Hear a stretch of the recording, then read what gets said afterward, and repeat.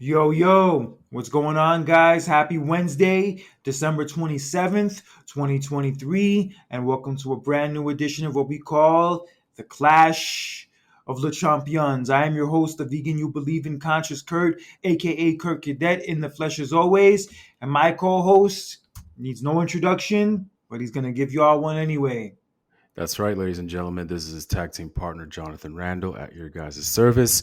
You could follow our Class of Champions podcast on both of our social media networks on Instagram at thechamps.clash and on Twitter, thechamps.clash.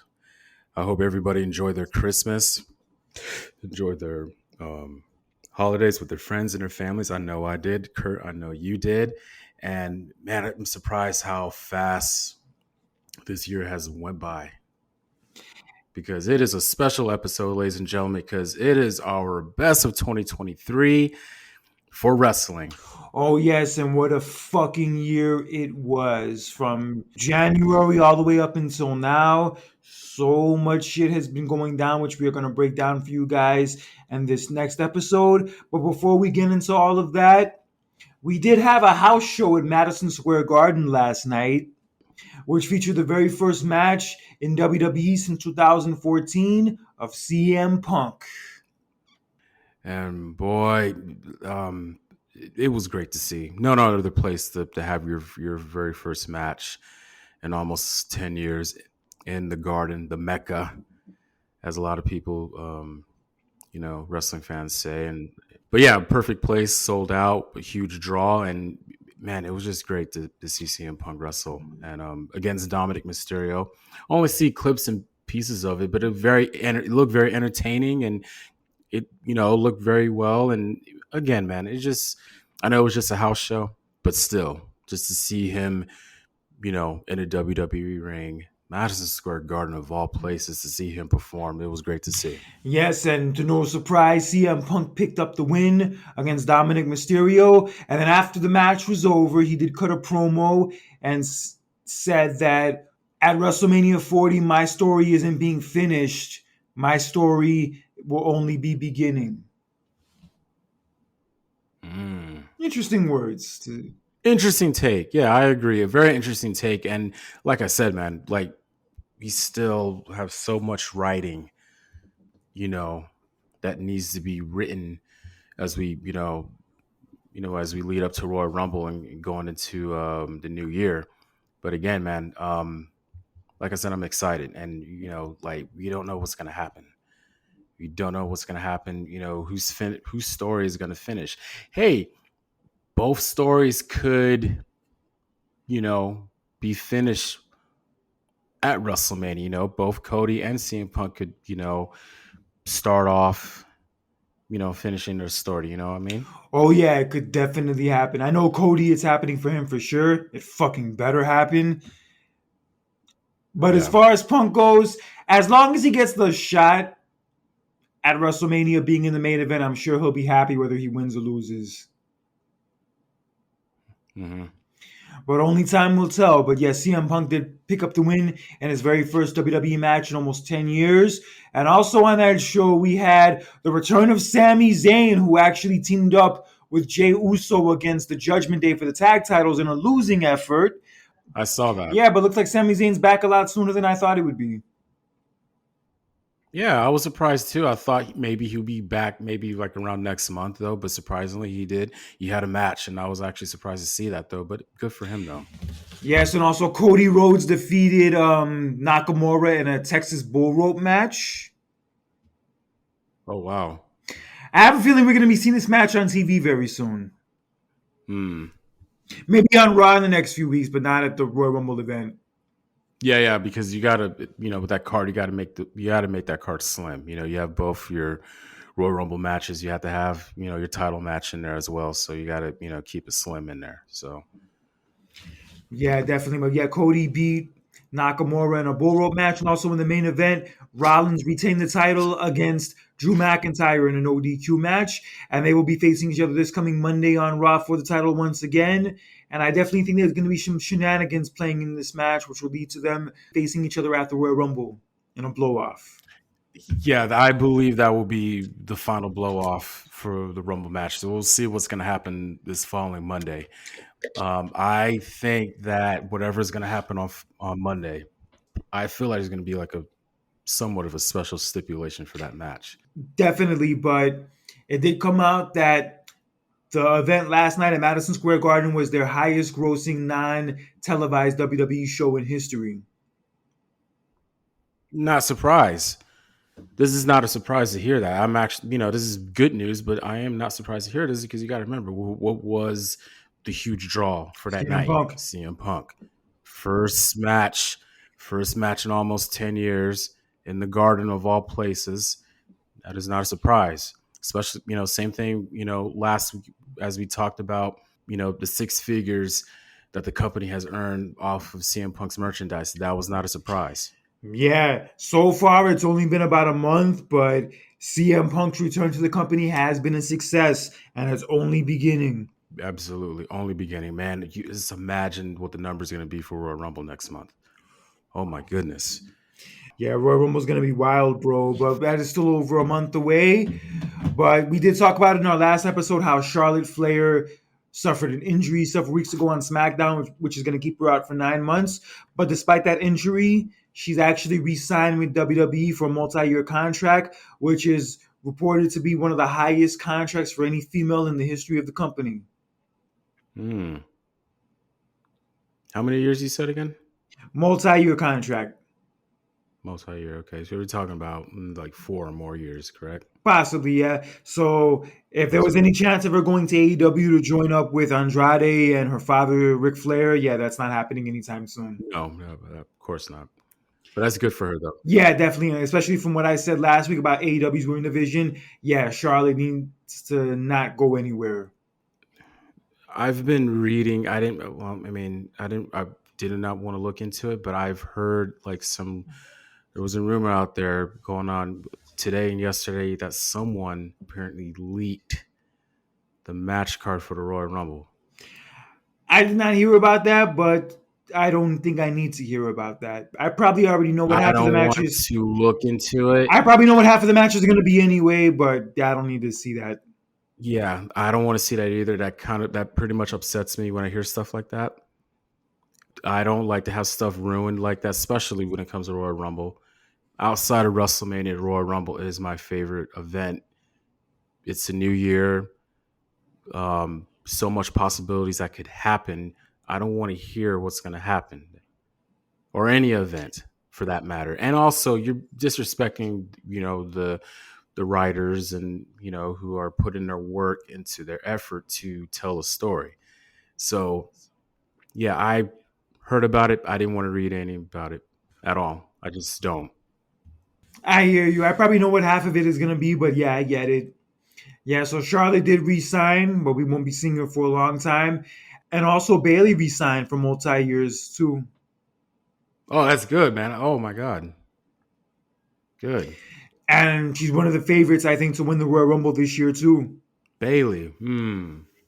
We never really got into talking about like, okay, which woman could win the women's Royal Rumble. I mean, I know we were gonna eventually gonna talk about it going into next month though, but we never at this time. Well, me personally, I really didn't give the thought or the time to really dive into that topic. Well, I think last week we did talk about the fact that probably Cody or CM Punk will win the men's Royal Rumble. I But know for the men's though, but for the women's though, we haven't. I mean, me personally, I haven't. I think between the women, it's either Becky or Bayley. It's between those two. Hmm. Kind of want to. Because I think more than likely it's going to be Becky and Rhea for the title at WrestleMania. And also, Becky's book comes out around that time, too, around WrestleMania time. And Bayley, I'm seeing it's probably going to be Bayley and Io Sky at WrestleMania, possibly for the championship. So if that's the case, then I could see I Bayley can see that. winning the Royal Rumble. And I would love to see that. She's the only woman of like the four horsewomen to never main event a WrestleMania and also to never like really win a marquee match like the Royal Rumble. Hmm. Those are good takes. I mean, either or. I mean, I think both of those main events for those women titles, that it shapes up, very nicely. Yeah, definitely. I don't mind seeing either one of those matches, but we will see. That is still several months away. And also, it was reported that Mercedes Mone has an asking price to return to WWE, which would be an asking price higher than the one Charlotte Flair is getting right now. Wow. I heard that, I read that Booker T, that her wrestling in Japan really helped her out and elevated her. I mean, what is your take on that? Actually, what Booker T said is that it may have elevated her working in Japan, but it's not making her relevant as far as the fans in the States because more than likely fans in the States aren't probably Mm. watching the matches she's doing in Japan. I mean, it's kind of hard to get, to be able to watch a match from Japan. I mean, I don't know how. I mean, maybe you could go online, I guess, but I mean, have you had any issues of watching any kind of match from, from Japan, from New Japan Pro Wrestling? There's a few of them online. As far as hers go, I haven't really watched too many of them, but I'm sure you could probably maybe find a few of them, but they're not as easily accessible as the ones from the States are, though. I will say that. Oh man, see, oh man, that's tough, man. It's kind of like how it is back in the day, with ECW, and how TNA and Ring of Honor at times, because it was kind of hard to, like, okay, well, how am I able to, what channel and what time? You know what I mean? Yeah, definitely. I could definitely see that being an issue. But if she's having fun over there, if she has like a new spark for her career over there, then more power to her. But I think WWE would be the best place for her right now, especially with how hot they are right now. And with the changes Yeah, too. with the changes and also Charlotte being gone for the foreseeable future. Yeah, the door is wide open for her to come back. But that's up to her. Yeah, I think she'll take it though, but it's just, I mean, if she's going to want, take her time, then, by all means. And if she doesn't want to come And if back, then WWE, that's her decision. yeah, and also if WWE is willing to pay her what she's asking, if those rumors are true that she's asking for that much money. Right. Yeah, I mean, she did main event WrestleMania. You got to give her that. So she is deserving of a raise in that sense if she's going to come back. Hmm. But we will see. January is going to be a very interesting month. We'll see where everybody ends up. We'll see what happens with the Royal Rumble and where we're going to end up going for WrestleMania. I'm excited. January is always an exciting month, man. I'm telling you, it's the beginning of the year. People always making their New Year's resolutions and all that stuff, and new beginnings, and it's a fresh start, and no better way to kick it off with the Royal Rumble. And I cannot wait. I'm excited, and I'm excited. Yeah, 1 month from today. And also, in other women's wrestling news, Tamina has officially announced her retirement from in ring competition. I heard about that, and she's been wrestling for quite a bit of a while, hasn't she? Over a decade, yeah, or well over a decade. Yeah. I mean, is this your time to go? Your time to go, and she, had some accomplishments in her career though, but like, hey, at least, you need to, go when the time is right. So more power to you. Sorry. Yeah, she contributed a lot. I'm sure a lot of the women in the locker room look up to her. She was a part of that Team Bad stable with her, Sasha, and Naomi, which I thought was one of the best of the three stables they were doing at the time with the women. I found that one to be the most entertaining. And I'm happy she finally got to win a title a couple years ago when her and Natty won the tag team titles. Yeah, yeah, I remember that. Yeah, so more power to her. I hope she's happy in this new venture in her life, and I wish her the best. Same here. You always want to wish the best for any superstar that's ready to walk into the sunset and start a new life after life after wrestling. Yeah, definitely. I know she's a single mom too, so yeah, give her some more time to spend with her kids. Awesome. Yes, but I did get the pleasure of watching the Iron Claw this past Monday on Christmas Day, actually, and I have to say it was a very great movie, but brace yourself. Fucking brace yourself. Whether you know about the Von Erich story or not, that movie is a fucking emotional roller coaster. I bet. It's gonna make you feel like multiple different emotions, and Mm, Straight up, I'm gonna say this very bluntly. It's gonna fuck you up. It is gonna fuck you up. I believe it. Um, I need to check this out. I mean, any wrestling fan would definitely would not want to miss out on a movie like that. I wouldn't. So you heard it from here, folks, from Kirk Cadet himself. Check out Iron Claw in theaters right now. Another movie I got to put on the list. Yes, but brace yourself though. They did cut out MJF's scene that was in it. MJF, I did not see in the whole movie. Mm, And I'll be honest, the person he had to portray Ric Flair in the movie, I was not happy with. A lot of people actually felt the same way that I did. But yeah, the guy they mm, got to portray Ric Flair, yeah, it was a bad look. It was a very bad look. Yeah, I've been reading a lot about that. How long was the movie? It was about like 2 hours and 10 minutes, yeah, give or take. Okay. Yeah, very good. Everyone did their thing, especially Zac Efron and also the man who played Fritz Von Erich. Those are the performances that impressed me the most.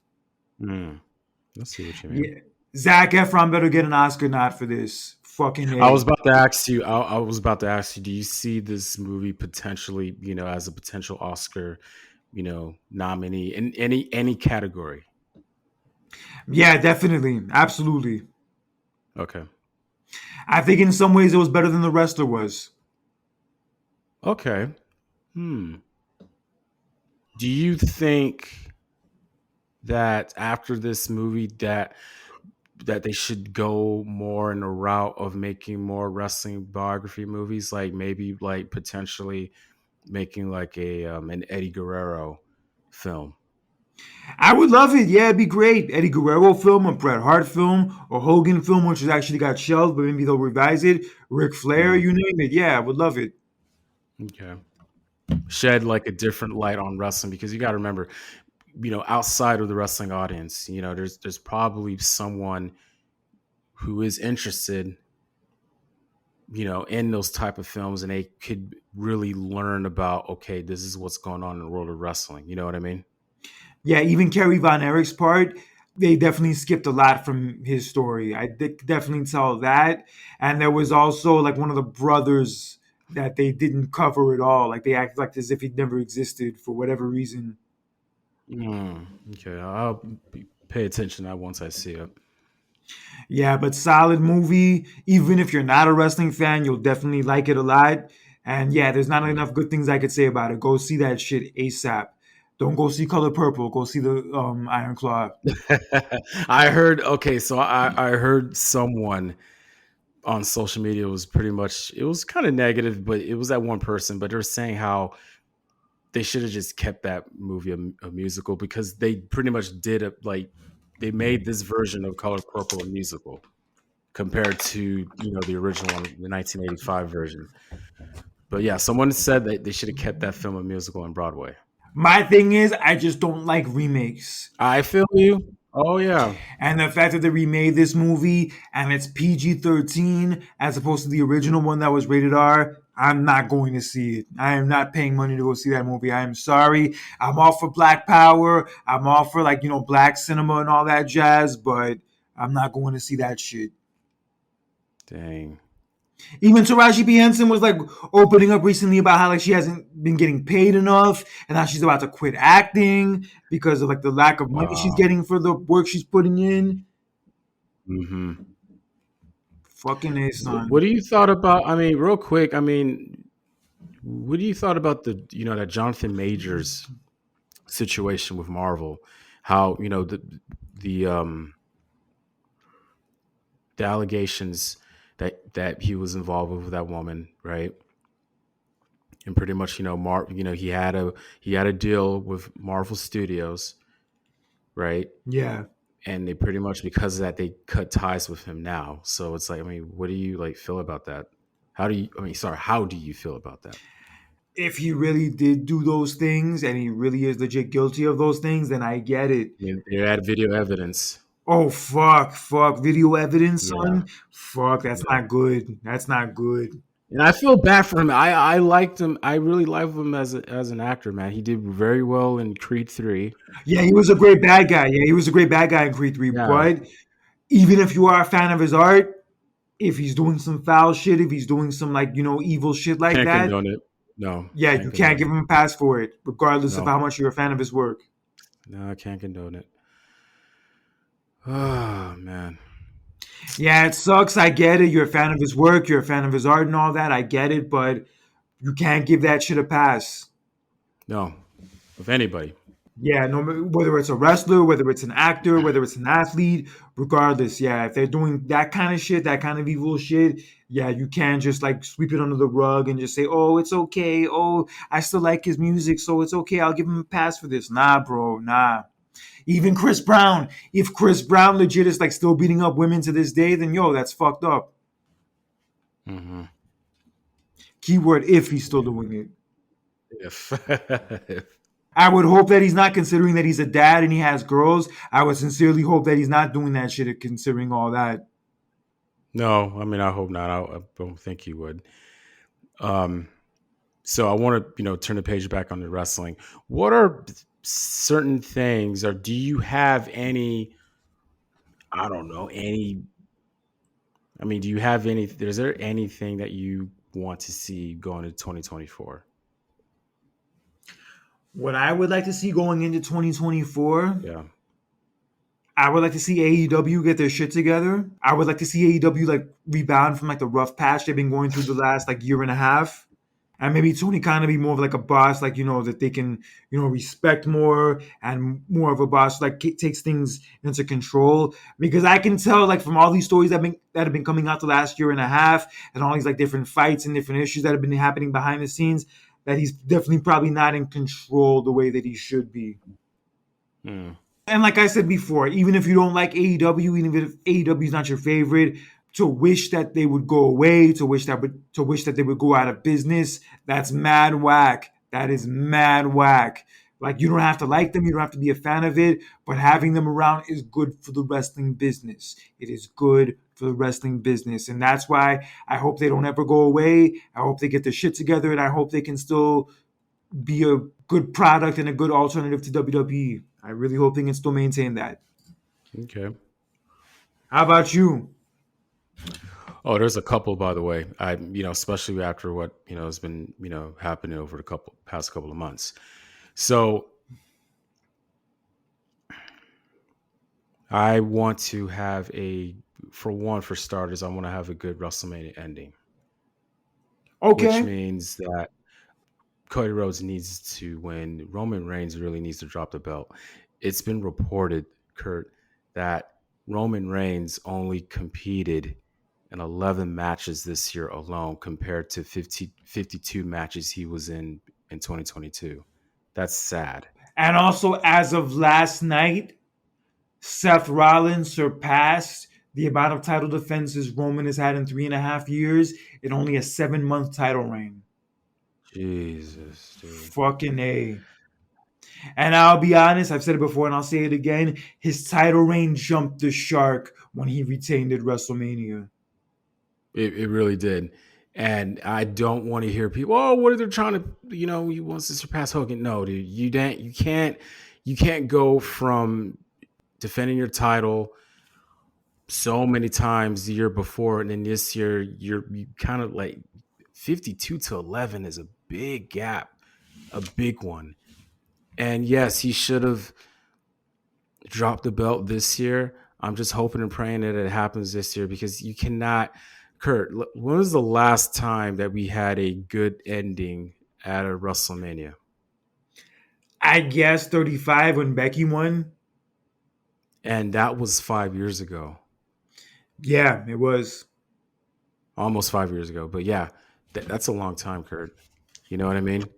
Another thing that I want to see, it goes, back to you. I mean, I want to see AEW pick up that fire that they once had a couple years ago. Don't get me wrong; they did a excellent job at the All In pay per view in London, but no, they kind of like lost track with themselves. You know what I mean? It was so many distractions. They fell off the grid. I would like to see them, catch that fire again that they once had. Number three, since CM Punk is back, I want him to really prove the critics wrong. That like, okay, I'm not trying to screw up everything. Just get through this year and just say, hey, you're maintaining. Just stay consistent. That's all I want. Yeah, I get it. Like, hopefully he stays out of trouble. Hopefully he proves he like still has something left in the tank, and then he can still be a viable part of the show. And like I said, I'm not rooting for him to fail. I had my critiques about him and like the way he handled certain things in AEW and like the way he left and all that. But with that shit aside, like I sincerely hope this whole run he's having in WWE is successful and that it goes well and that it benefits everyone. Because if it is a success, then everybody wins. Everybody benefits. The fans, him, Yes. whoever he's working with, etc. Yeah, it benefits everybody. The company wins majority. Yeah, I hope that happens. I hope both companies like make more of an emphasis on the women's division, especially AEW. I hope that the momentum we saw in 2023, specifically with WWE, continues, and like this is just like a string of years of good wrestling, and not just like one popular year of wrestling, but a string of popular years for I wrestling. agree. Now I know this is a bit too much to say. Um, I don't think this will happen, but this is kind of something I would like to see next year. Now, when it comes to Monday Night Raw, I don't know whether or not if they're gonna, still be with USA next year.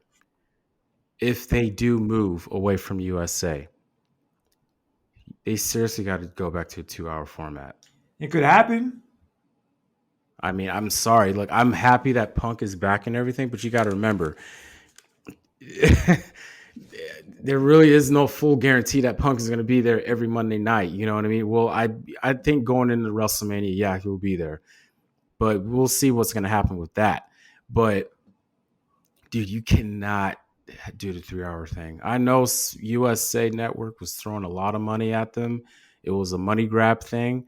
But at the same time, like you cannot, your audience can't get glued to the TV like that for 3 hours for like a TV show. Pay per view, Yeah. sorry, premium live event is different. For a TV show, yeah, you got to go back to 2 hour format. So Yeah, even the good Raws, even the Raws that are good, the 3 hours is still overkill sometimes.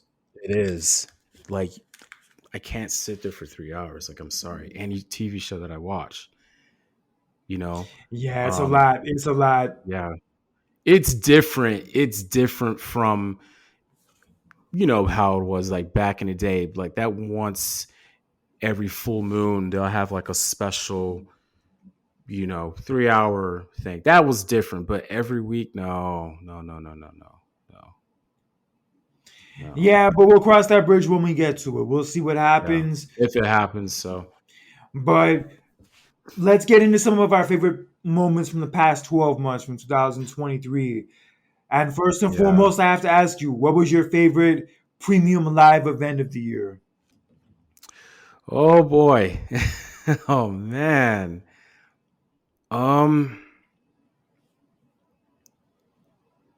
Shoot, can I just say it? I'm just gonna say WrestleMania because the fact that I was there. Honestly, by far my favorite moment of this year. Damn, I that's Yeah, I by get it. by I far. get it. Like that was my very first WrestleMania that I was like, finally you get to be a part of something. You know what I mean? And you're gonna look back and like, damn, I actually, finally went to my first WrestleMania with my brother. You know, get that the ending result was something that me and anybody else didn't want to see and all that stuff. But the fact that I got to be a part of that, to say that, yeah, I finally went to my first WrestleMania, I was very honored and blessed to be a part of that. I think outside of Mania, if I want to put like a second favorite when it came to the big four, I will have to say Royal Rumble. I need to watch it again. That Royal Rumble boils down to the title match between Roman Reigns and Kevin Owens. That, I have to say, shocking moment is when Sami Zayn hit the chair. on Roman. That was like, oh my god, like you know what I mean? I was like, whoa, you know that because the whole storyline, Yeah, the match itself with Roman and Kevin Owens, I wouldn't say was like a right? masterpiece, but the real story was like everything that just happened afterwards when they were all attacking Kevin Owens and like Sammy was like trying to get them to stop, the whole bloodline to stop. He's like trying to talk Roman out of it. And he's like saying, like, yo, this is beneath you, this is beneath you, you don't need to be doing Hmm. this.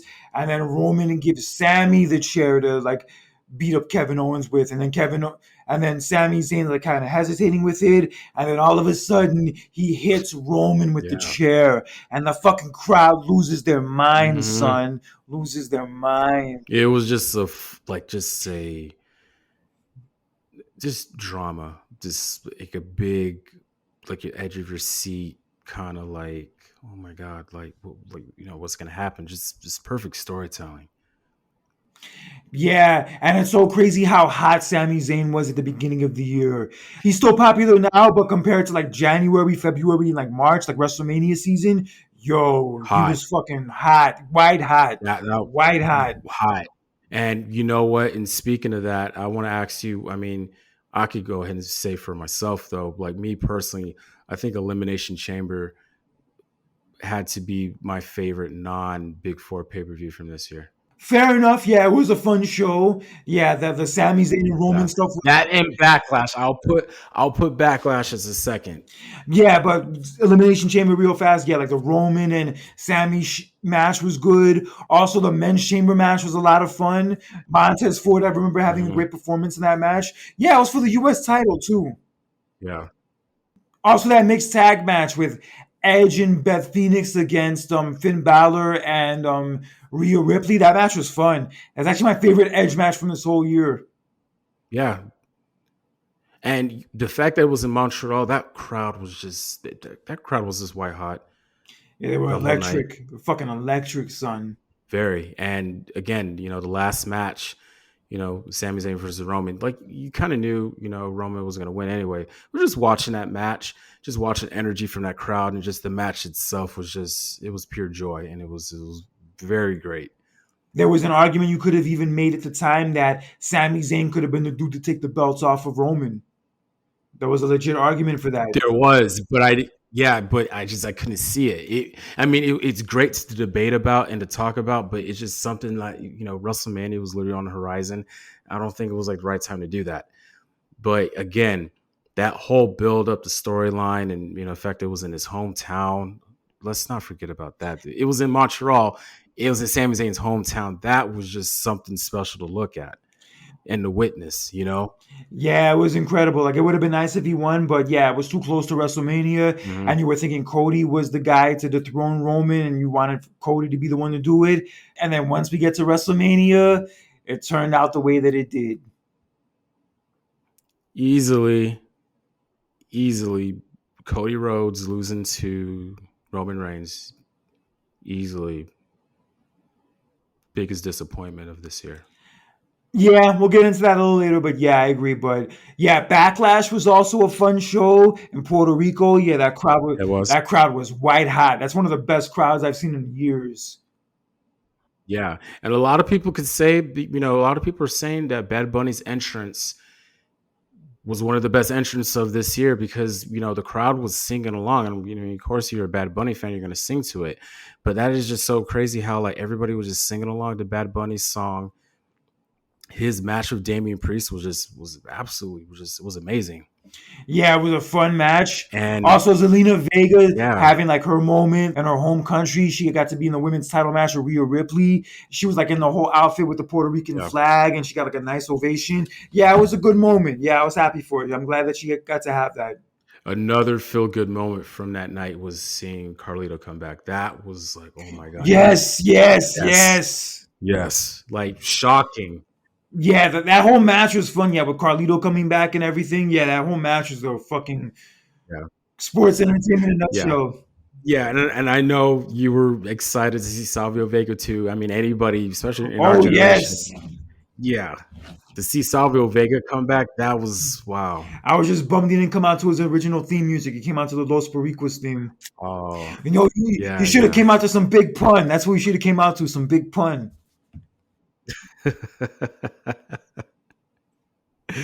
Oh man.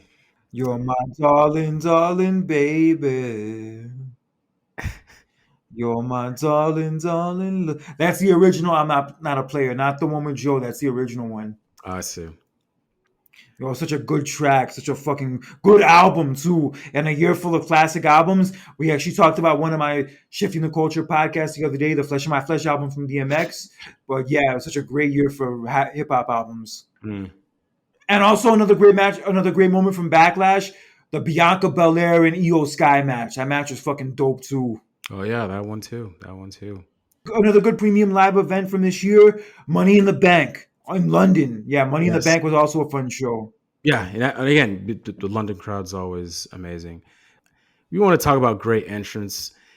Cody Rhodes' entrance that year alone, all of his entrance throughout this whole entire year just hits so differently, man. That crowd really just ate it up every time. Every time when Cody Rhodes comes out to the ring, they just boom, they eat it up.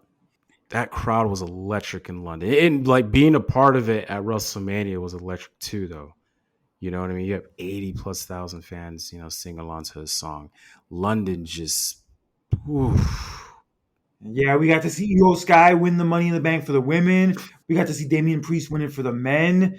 And fucking Jey Uso became the first person in almost 4 years to pin Roman in a tag match, but he still pinned him regardless. That you could we say that was nominated, probably nominee shocker of the year? One of, definitely. Yeah, one of. One of, yeah, nominee, yeah, nominated. And getting into Jey Uso, who do you think would be your breakout star of the year? Between with Jimmy or Jay or just everyone in general? Just in general. But Jey Uso is definitely somebody I would put on that list. I had to say Jay. Part of me wants to say, Gunther in that title reign. I think Gunther was already a big star before this year, but his Okay. title reign was great. Yeah. Okay. I would say it's either Jey Uso, LA Knight, or Dominic Mysterio. It's just all of them are up there, man. Those three are up there. Yeah. You like, of course we talk about Jay. LA Knight came out of nowhere. That just came out of nowhere. I was like, whoa, where is this came from? And then the crowd just like, they really just attached to him. You know what I mean? And he's going to be like a big thing to deal with next year. You know what I mean? That's another expectation that I want from next year. I want LA Knight to win a championship. Not a world championship. I want him to win a championship. So I could definitely see him beating Logan Paul at WrestleMania to win the US title. I would be more than down for that. I will love to see that. And if that does happen, I think that should open up the night. Could happen. Let that be your opener. He had a great year. He got to have a title match with Roman at Crown Jewel. He got to team with Cena. He won that battle royal with SummerSlam. Yeah, he had a good year. Yeah, he had a solid year. A very considering good year. Where he was a year and a half ago with that Max Dupree model bullshit, that model Rick Martel ripoff bullshit. Yeah, he definitely had a nice turnaround. Yeah. And as for Dominic Mysterio, man, I'm very proud of him, of how far he's came within a year. So much has changed, man. You go back from just starting back, the feud with Rey Mysterio and his match with Rey Mysterio at WrestleMania. It's just everything just slowly changed. He started to slowly change. I'm so curious what's going to happen with him next year, man. Yeah, that feud going into WrestleMania with Ray, which is a great story. I actually watched that match the other day. Yeah, the story they told going into it and the match itself, just such a great payoff. And it's so crazy how I initially picked Dominic to win in WrestleMania because I thought it was going to be like a passing of the torch moment. But then when I saw the promo package going into the match before it started, I just said to myself, there's no way Dominic can win this match. After all the grimy shit and the fucked up shit he's done to Ray and his family, I'm like, there's no way this dude can win this match. And even though he lost to Ray, he didn't lose anything. If anything, he became an even bigger star out of that match. I agree. His stock has gone way up since then. I admit he hasn't been in as good of a storyline or feud since then, but him as a character on the show has been hotter than ever since WrestleMania. Very. He had the And shit with Rhea Ripley and Judgment Day. He was like the North American champion. He was pretty much wrestling like on all three shows every week. Yeah, he had a monster year, son. Monster year. he was putting in work. And I think one of the shockers was, which you alluded to earlier, was him winning the North American title that year. That was a shocker. I was like, this dude's the North American champion? That's a lot of work, but I loved it.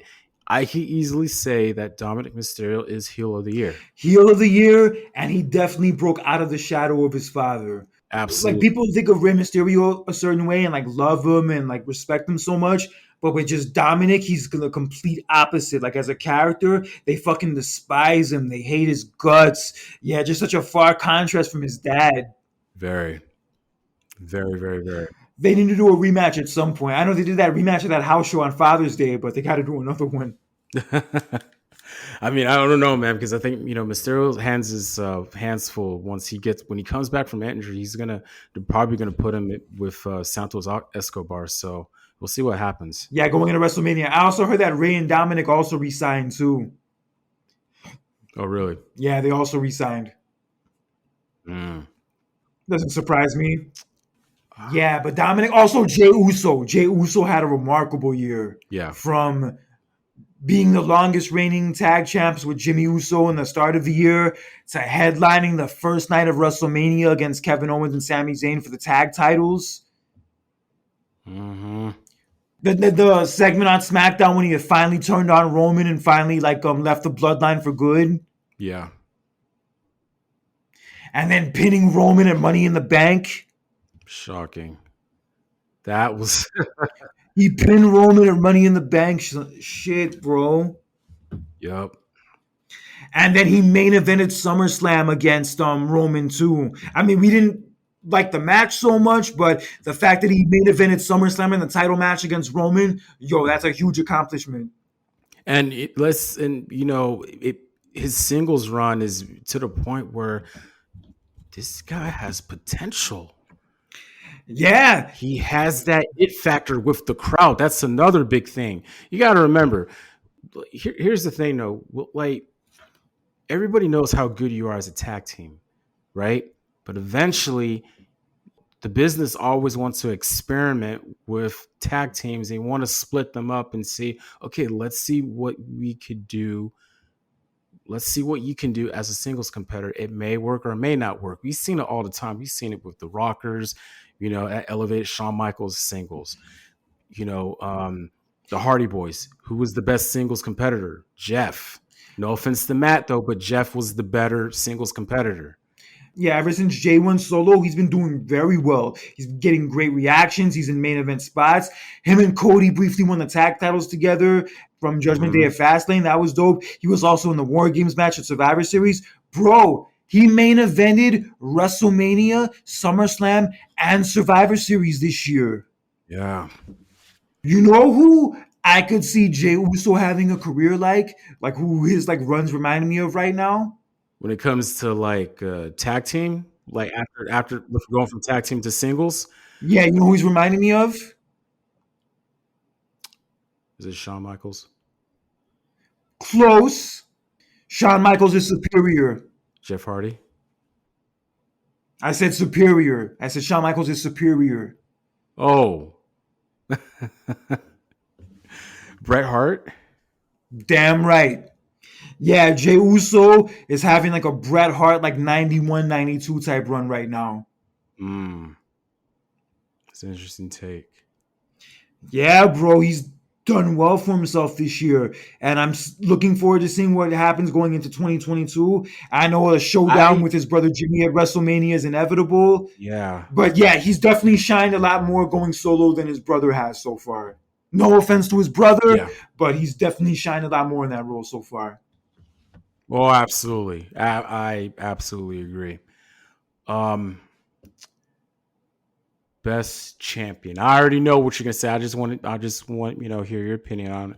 I agree with you what you're gonna say. I know who you're gonna say, but who you think best champion of this year? I would say Gunther. Yes, Gunther. Yeah. Same. But a very close second, MJF. Okay, my bad. We step. Yeah, we talk a lot of WWE, but yeah, I think yeah MGF. Oh my God, he he did very well with that title reign. He's been I have incredible. not seen Bro, anybody he's the longest reigning with A. that title alone. Bro, Yes, but with that title alone, you could keep the belt as long as you want. But how well are you doing with it? That's the biggest thing, though. You think about what he's been doing with the title. Do you know the whole storyline with Adam Cole? That was good. The match that he had with Adam Cole was brilliant. and he had some other incredible matches, which I'll get into a specific one later. Yes. Yeah, he's been the MVP of this whole year for AEW. He's the longest reigning Yeah. AEW champion in history. He fucking turned babyface when no one thought in a million years a dude could pull off being a babyface, but he's done pretty well with it so far, I must say. And yeah, he's been an incredible champion. Incredible champion. Get back into some of our breakout stars of the year. Let's break out some AEW ones. One AEW talent I want to acknowledge for this year, Swerve Strickland. Swerve Strickland definitely deserves those flowers. Yeah, especially after what happened recently with Yes. the match he had Hangman Adam Page. Oh my God. I think that was the match alone. Don't get me wrong. We have been acknowledging him, sure, Strickland, for a while, but I think that match alone, the Texas Death match that he had with Adam Page, that was the one where it kind of like, okay, yeah, we really got to keep our eye on him now. And now we definitely see him contending for the title against MJF. Yeah, they had a backstage back and forth last week on Dynamite. So yeah, it's gonna happen at some point. Yeah. But like that match alone that he had really just like, okay, he's like for real now. Yeah, definitely. And also for the women, for breakout stars of the year, I have to go with Io Sky. Okay. Yeah, Io Sky had an incredible year. She got to compete at her first WrestleMania in that six-woman tag. She had an incredible match with Bianca at Backlash. She won the Money in the Bank, and then she won the title from Bianca at SummerSlam. Yeah, she's had a great year. And could we talk about that feel good moment after that match at SummerSlam, the reunion? Oh, with Damage Control. Yes, yes, that was also dope.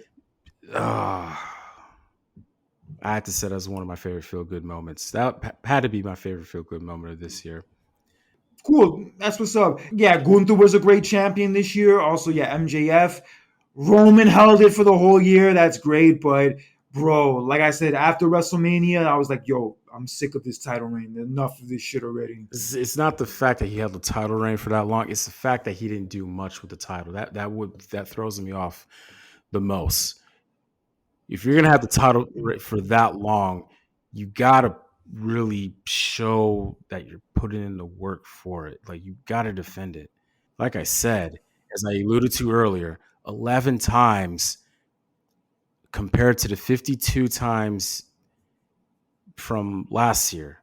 That is a huge drop. But yeah, we could complain about that all day long, but it is what it is. It's Yeah, still going on. It's still going to go on for another 3 more months. So yeah, it is yeah, what it is. But yeah. one person who also had a good title reign this year, Seth Rollins. Seth Rollins had a great run with as the first world heavyweight champion of like this modern era. He's done well with it ever since he got the belt.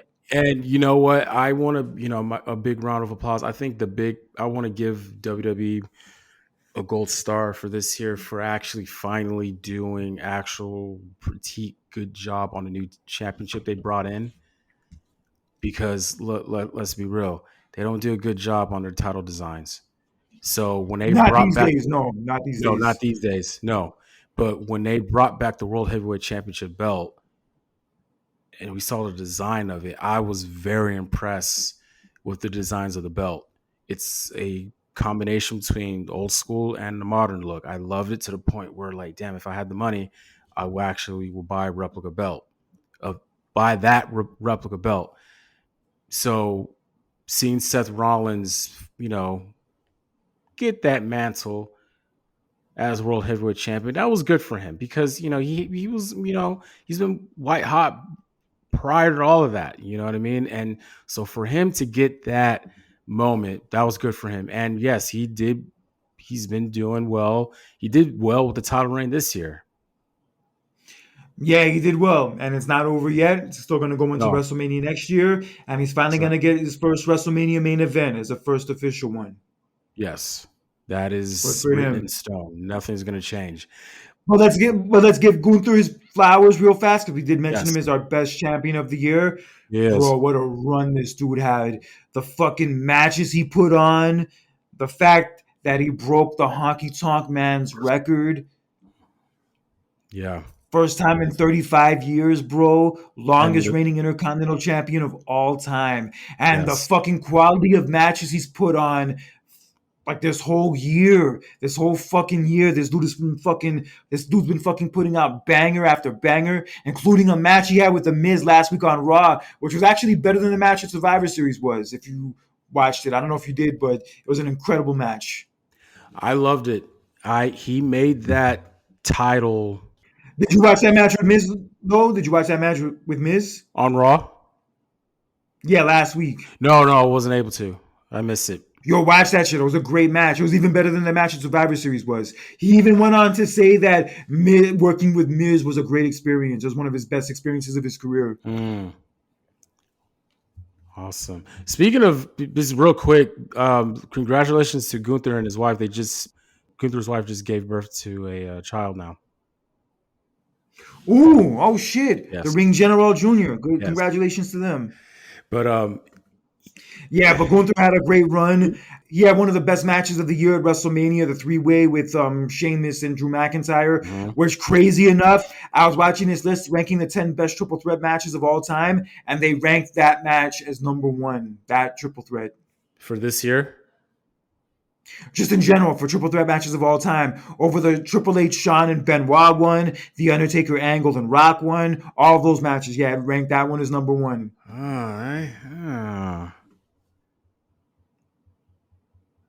I gotta.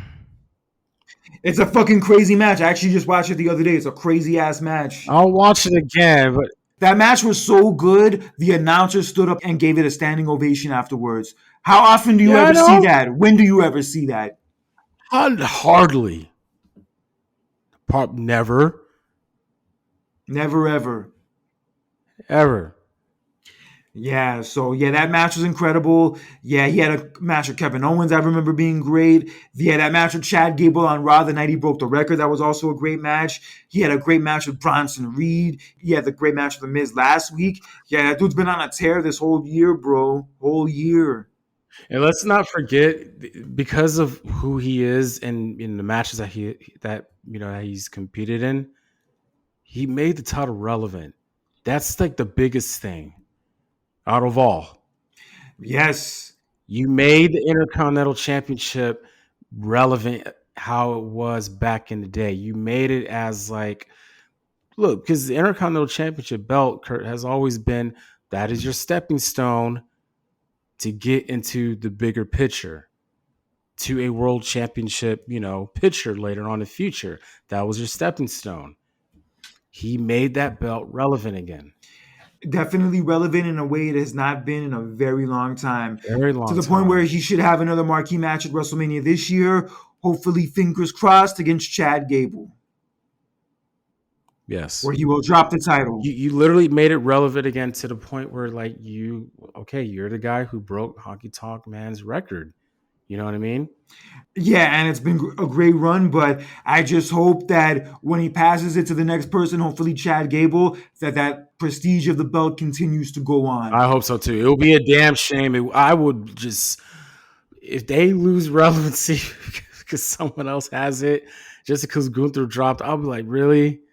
After all the hard work that man put in for that belt, and then somebody else takes it, and then you just come on, you pass the baton, man. Keep running, just like in Yeah, track and field. yeah, just like how Mr. Perfect passed it to Brett, when Gunther passes it to hopefully Chad Gable, it should keep that lineage going. Thank you. Yes, sir.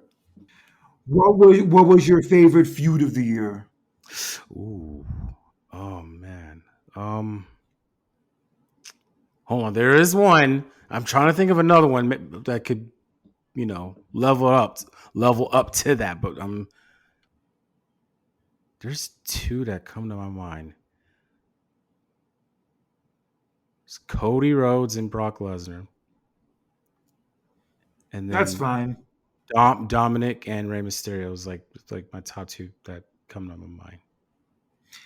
I hear that. I was gonna say Ray and Dominic also. That was a great feud. Mhm. Also, I would say like the stuff with Sami Zayn and Kevin Owens and the Usos going into WrestleMania was good. That one too. I was about to mention that one too. That was yeah. As far as AEW goes, I know it wasn't an actual feud per se, but the stuff with Adam Cole and MJF was very good. We could say like as but probably honestly best storyline. Yeah, we'll put that in Um, that category later. But actually, from AEW, yeah, a good feud this year was Swerve Strickland and also Hangman Adam Page. That was also a good feud too. that was recent. Yeah, Yeah, that was just recent. and Yeah. actually, an As honorable mention for title reigns this year: Orange Cassidy's international title reign from this year. That was also a great title reign. I love the bell, by the way. Dude was putting in work Yeah. because people would always make fun of that dude because he like puts his hands in his pockets when he does moves and all that jazz, and he's like so chill and laid back. But yo, that dude can throw the fuck down. And if you didn't believe that shit before this year, you do definitely believe that shit after this year with the title defenses he put on. That dude is a fucking workhorse, son. I tell you what, another honorable mention for a feud. How could we forget Seth Rollins and Finn Balor? Yeah, that was good too. Yeah, that was good. I know it wasn't. I mean, I know it wasn't long. It was only like a couple of months. But I just the one thing that really attached me to it. Again, I love when they do. I like to call it a cold case feud. You know how like it was a cold case, how like oh something happened, and then they go back to to that case from Yeah. years ago. That's why I like to call. I like to call it a cold case feud because it was what 7 years in the making. Yes, it was. 7 years in the making. I loved how they went back that deep, that deep into that story and made it personal. I love when they do stuff like that. It's very rare when we see stuff like that, but when they do decide to do stuff like that, it's absolutely just it's beautiful storytelling. Absolutely beautiful. I loved it. Yeah, definitely. But I think overall, I would say feud of the year was definitely Ray and Dominic Mysterio. That feud they Yeah, had going into WrestleMania, where Dominic first turned on Ray like the end of last year, like a Clash of the Castle, and then like he like invaded the Mysterio house on Thanksgiving dinner. I'm sorry, good yeah, he lord. invaded the Mysterio house Yeah, on Thanksgiving, and then on Christmas Eve he tried to do it again and he got arrested, and then he became like yeah. the ex-con Dom character, talking about how he did hard time and talking about how like he held down the block, and he's like telling Cody shit like, yo, if you would like eliminated me in the Royal Rumble in the prison cell, your ass would have got. Yo, he was cracking me Man. up with that shit. And then like going into Oh, WrestleMania, how he was like constantly taunting his dad and fucking with his dad. And then like his mom was sitting in the audience once and he tells his mom to shut up. And then that's like when Ray finally had it and knocked him down and like finally accepted his challenge for WrestleMania. And then we had the match at WrestleMania where Dom comes out like in the freaking prison paddy wagon wearing like Rey Mysterio's old mask and like he's like escorted to the ring by fucking the prison guards. crazy. And then Snoop Dogg drives Ray out with the lowrider like to nothing but a G thing. And then like the Eddie Guerrero theme hits and then Rey Mysterio's actual theme hits. Bro, Rey Mysterio got to come out to WrestleMania with 3 different theme songs. And Kurt, let me remind you and everybody else when I was there, when they played Eddie Guerrero's theme song, that place erupted. Damn. I bet I know what you were chanting the when Dominic came out. Bullshit. He ain't Vatos Locos forever. Have you watched the movie yet, Kurt? I haven't had time, bro. I barely had time to watch any movies like the last like month or so. Could you I've been make watching that your New Year's? Could you please, for the love of God, make that like your New Year's revolution for next year, please? my New Year's revolution. My New Year's revolution is to watch Blood and Resolution.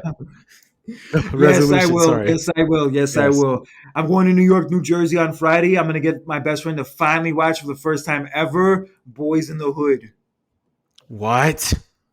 Yeah, this dude's a huge movie buff. He loves movies. He even shares that scene from Boys in the Hood with the gentrification scene where like Furious tells him all about like how like the reason why there's like a liquor store on every corner in the black community is the same reason why Yeah, there's like yeah, a yeah. gun store. Yeah, like he always shares that scene saying like, yo, that's a good scene, that's a good scene. I'm like, motherfucker, watch the movie already. I've been telling you to watch this movie for years. What's his excuse? He just never got around to it, but now that it's on Netflix, he has no excuse anymore. And he lives in the States now No, he too. does not. You better hurry up before they take it down. It just got on Netflix this month. It's gonna be on there for a while. I know, but you just Netflix be tricky, man. They be putting stuff on there in a blink of an eye. Oh, we're about to be leaving in a couple of days. I'm like, the hell? They'll give you a month's warning usually. Ridiculous. But it is what it is. But yes, and they had the match at WrestleMania. It was fun. It delivered, and then Ray ultimately won the match with help from Bad Bunny. And yeah, just a well done story. Very well done story. I thought they were gonna do a rematch like at the next pay-per-view Backlash, maybe a tag match, but it never happened. But Yeah. I think they should eventually go back to this story at some point. Can't wait too long, man. It's been what? Almost a year now. It's almost be about the year. Yeah, you can't. Yeah, man. Like, uh, Okay. can't wait too long. All right, but in a similar topic, what was your favorite storyline of the year? The early storytelling of the bloodline this year. Especially what happened. Look, I know we were talking about Survivor Series. That was 2022, but like going into 2023, after what happened leading up to the Royal Rumble, after it just like it was just this head on, just like this is pure. This was like freaking Quentin Tarantino / Martin Scorsese wrestling storytelling that I was watching. Yeah, it was crazy. Yeah, those segment at the Royal Rumble when Sammy finally hit Roman with the chair and the crowd reaction, and then like the Bloodline attacked Sammy afterwards, and Jey Uso, who like initially didn't trust Sami Zayn, but now like him and Sami Zayn were buddy buddy. Like he couldn't even bring himself to join in on the attack, and then he just left the ring. And then they had the Roman and Sami Zayn match Mm-hmm. at Elimination Chamber, which was a lot of fun, and then it ultimately led to the Kevin Owens and Sami Zayn match against the Usos at WrestleMania, and they ended up main eventing the first night of WrestleMania. And then Sami and Kevin win the tag titles, which is another great moment this year that happened. Yeah. And then after they lose the titles, that kind of causes a rift between Roman and the Usos. And then like Roman's like kind of talking shit to them and like talking down to them. And then in a moment that's kind of long been forgotten since then, Jimmy turned on Roman at Night of Champions. Yeah, Night of Champions in that tag title match. And then a few weeks later, they had that one segment when like Jay told Jimmy, guess what? You out the bloodline. And then he said, guess what? I am too. And then Jay finally turned on Roman after all these years and after all this time that Roman had Jay, especially under his little spell. Like Jay finally turning on him was a big deal. It was fucking huge. And then it led to ultimately Money in the Bank when they had the tag match with Roman and Solo against Jimmy and Jay. And then Jay pinned Roman. He fucking pinned Roman. Holy shit, man. Yep. And as great as it was getting, SummerSlam had to happen.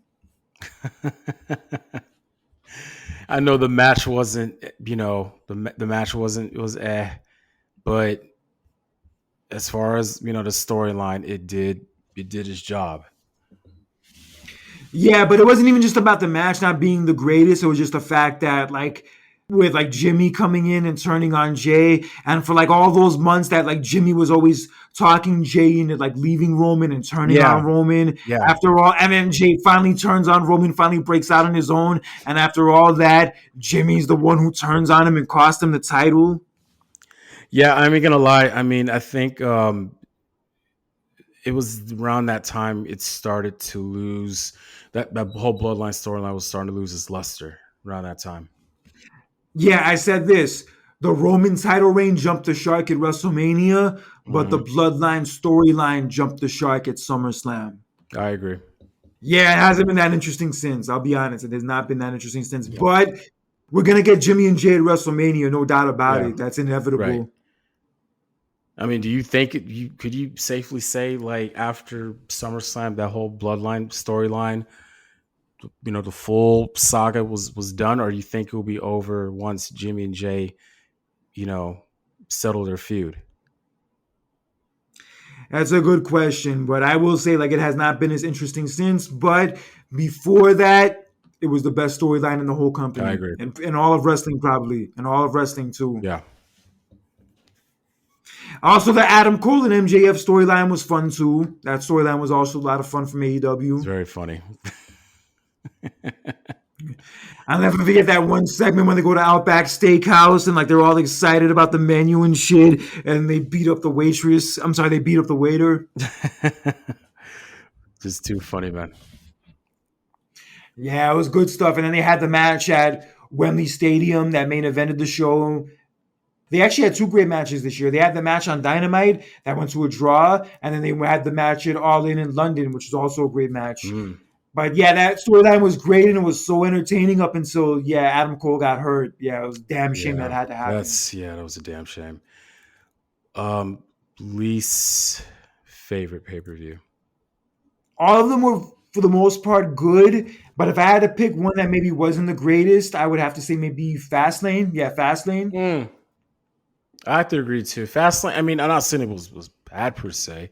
It was just something that it was kind of like, oh, It was okay, just there. It yeah. was just there. It was kind of like watching that pay per view that Saturday. Although it wasn't bad, it was just like kind of like something to do. Like those other pay per views you were looking forward to, you had hype Mhm. going into it. But that one you were like, okay, this pay per view's on. Why True. not? I'll watch it. I think another feel good moment for me. Um, it wasn't like just one particular moment. If it was like all in one. I think having John Cena around pretty much throughout that month of like September, a little bit of October was like a feel good thing. Yeah, actually, speaking of John Cena, let's get into our next topic. What was your favorite return of the year? There was so many. Man, it was so many. Um, I would say like a low key one. Seeing Trish Stratus back, that surprised me, man. Because like, look, it's one thing when you come back, but when you're actually there for a little bit longer to the point where you're actually in a storyline, and damn, you're in a steel cage match. You're in your first ever Money in the Bank ladder match. You actually are, putting the work at like you did back in the day. I was actually like, damn. I was very happy and proud to see this. She didn't have to do it. You got to remember that, guys. She did not have to do that. She wanted to. And as a fan, I was very happy to see that. The Rock coming back on SmackDown, that was good because this has been a long time since we've seen The Rock. You know what I mean? And just having that promo with Austin Theory. Sorry to change the That was subject. fun. Yeah, that That was was very fun. fun. The Rock coming back was mad fun. Yeah. Yeah, that was a good segment. Like everybody was talking about how he was going to come back to go against Roman and all Oh that. But Lord. Oh my God. When I heard that, I was like, the audacity. I was like, please don't say that. I wasn't thinking about all that. I was just happy to see him back, even if it was just for one night. I was Yeah. like, yo, let me just enjoy this for now. Let me just not make any like assumptions or any like speculation. Let me just enjoy what's in front of Jumping me to the right now. conclusions. Like he's back. Please. Like let's just enjoy him for this one night. Let's just enjoy him and Thank have you. fun with this segment. Yes, please. Just, come on. Like, let's not just jump ahead of ourselves now. Come on. But it did come out that he's probably going to be at the Elimination Chamber show in Australia. Hmm. That should be interesting. Yeah, I don't know how that's going to turn out to be. We'll wait and see. But with all those returns, nothing will top what happened in November. CM Punk coming back, Survivor Series, hometown, Chicago. Yeah, that is the return of the year. No question about it, bro. The one return like you just didn't think would ever happen. You really, in a Yeah. way, didn't see it coming. We flirted And with it. We flirted with it. We did flirt it with it because after when he got terminated by AEW, us, And everybody else was like, you think he's going to go back to WWE? And we flirted with it, but we turned it down. Yeah, because you figured he left WWE on bad terms 10 years ago and he just left AEW on really bad terms. So it's like, if you're WWE, like, why would you even consider this offer? But this return was a prime illustration of how in the wrestling business you should never say never, and also another illustration of the fact that hell has frozen over and it's cold as a motherfucker. Yeah, and I'm telling you right now, man, I that T-shirt idea was, oh my god, perfect. That's a good sales pitch for a T-shirt, and it did. I love that shirt. And again, reason why that six figures from those merchandise sales, man. So it's kind of like reminiscent of Austin when he, with his T-shirts, hell frozen over. That is freaking crazy. Yeah, he's already been back like a month or so, and it's already a huge success. And he's one of the favorites to win the Royal Rumble, and he's more than likely main eventing WrestleMania with Seth Rollins for the title. So yeah, this has definitely been the return of the year. Although another one we forgot to mention, technically, another great return this year, Cody at the Royal Rumble. Yeah, I mean, we knew he was going to come back there, but just seeing him make that, It was still a return. yeah, Yeah, it was still a oh return. yeah, And it was the first time the first guy. I'm sorry, it was the first time the first man and the 30th man of the Royal Rumble were the last two. And that last few minutes they had together were good between Cody and Gunther. Yeah, those last few minutes they had together in the Royal Rumble were great. Yeah, it was a great comeback for Cody. As great as it was, I will have to say though, CM Punk's was the number one of the year. CM Punk's was definitely the yes. return of the year. And let's not leave out Randy Orton too. Randy Orton Oh showed yeah, up that night fuck, too. Yeah, fuck, yeah, that's right. you Randy can't Orton did come back the same night. right. Can never forget about him. I look. I feel bad for Randy because look,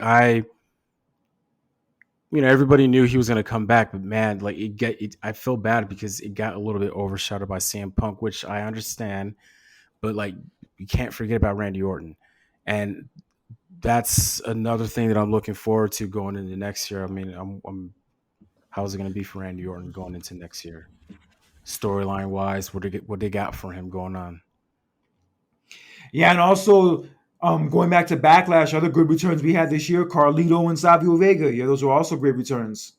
Yes, Yeah, a lot of great surprises we got to have this year. And yes, that was definitely the very. top of the list. CM Punk's return in Survivor Series was some incredible ass shit.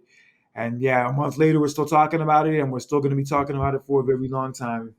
Yes, And getting back into CM Punk, what was the most controversial story of the year? and a wrestling storyline. Anything wrestling related? Oh, um, it, yeah, that whole AEW mess after All In, that was it was just it was so messy, Kurt. It was such a big mess, man. That Yeah. was chaotic. Of all the nights for something like that to happen, like their biggest night in history, where they're like in a big stadium, it's a big deal, it's their biggest show ever. Of all the fucking nights for something like that to go down, Not bro. only that, but what happened took place, prior to that, the fight with the young bucks and Oh yeah, the year before.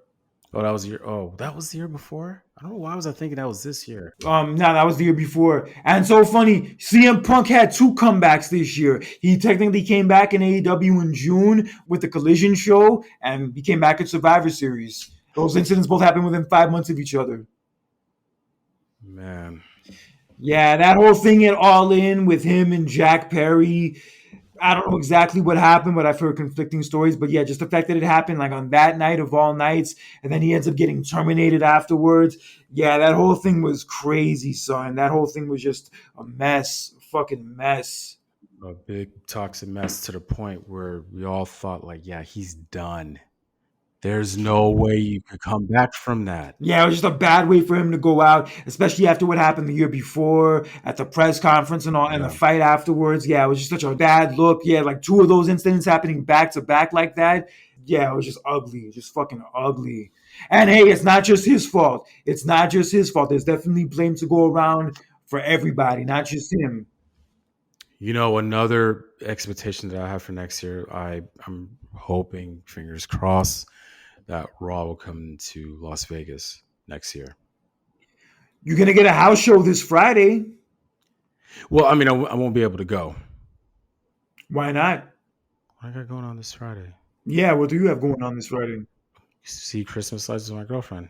It's after Christmas already. It's like December 29th. They still have where you could go out and see the lights, and they got ice skating got going on, bro. That's more important. And it's just a house show. I know I'm talking shit. I get it. I get it. Yeah. Yeah, thank you. Yeah, like unless it's like a Madison Square Garden type house show, like last night I wouldn't go out of my way to go to a house show. And Punk is not slated to be on that show. So the one in Inglewood, he is. You could make a But cameo and then you'll be like, fuck, I should have gone. that's whatever. Look, I want Raw to come here in Vegas during the build up to WrestleMania. I have a good feeling that he will be there. No, Raw will be there because I found out that Raw is going to be in Anaheim in February. Oh, cool. Yeah, if you play your math right, I know how WWE does, kind of like how they do their traveling. If they're like nearby, they're going to go to the like nearest city. So if they're in Anaheim in February, I wouldn't be surprised if they were like, okay, well, Vegas is near. Let's go to Vegas. You know what I mean? It could happen. So I'm just saying. Yeah, definitely.